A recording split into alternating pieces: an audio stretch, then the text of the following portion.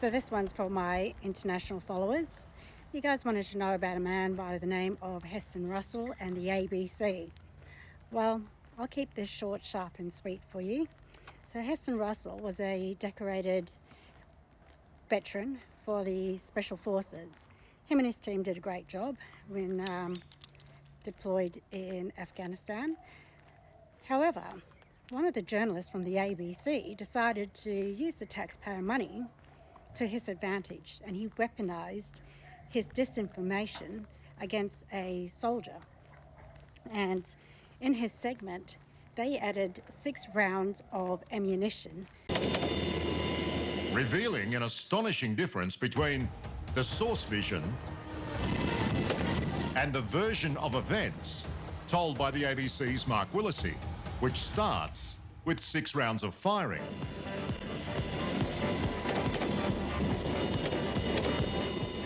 Then, the single warning shot becomes 6. to the video clipping that was intentionally designed to discredit and defame Heston Russell. But this goes beyond that. Not only did he win his defamation case against the ABC reporters and the ABC itself, it went to a different level of hate. So the ABC got a group of reporters together and they made up fake accounts. And in those fake accounts, the whole purpose and intention of that fake account was to highlight the fact and catch out Heston Russell's personal and private life. And when I say that, they wanted to know whether or not he was gay.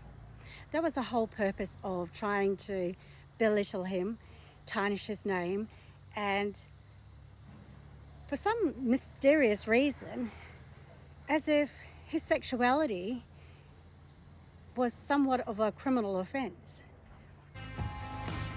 So the ABC actively hunted for a nude picture of you. Absolutely. Josh Robertson contacted people through a gay troll forum and got them to go and screen record and screenshot private messages that I had sent to them, and then published one of those images on the ABC News. Yet the irony in all of this is that the ABC was a huge advocate for gay rights, equal marriages, and mental health. Yet they had the audacity to make up fake accounts, to catch him out, and then use that as a means of turning the public against it because he was gay. Now, if that's not disgusting, I don't know what is. What people's personality and preferences are in relation to their sexual partners is no one's business.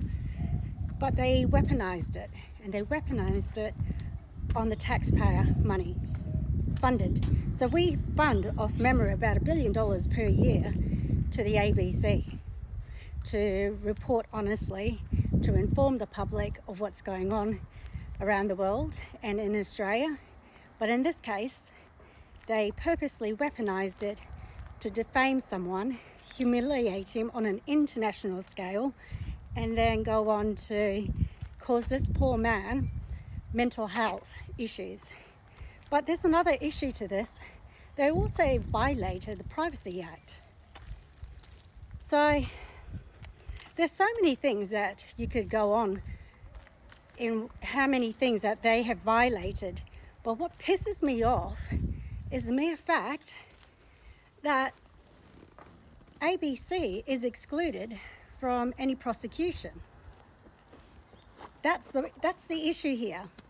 And this is the problem with the Misinformation Bill.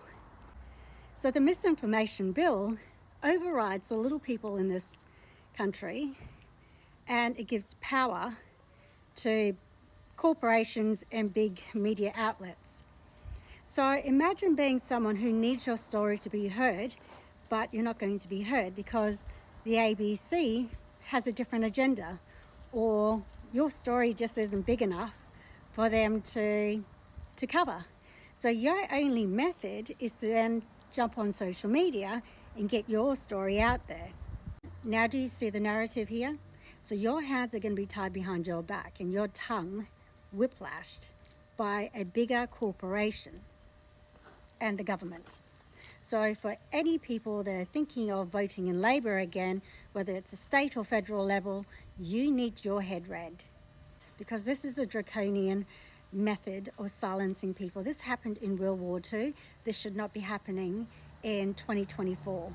You have to vote out every single politician who's in favor of censorship, because we all know the history of what happened in World War II.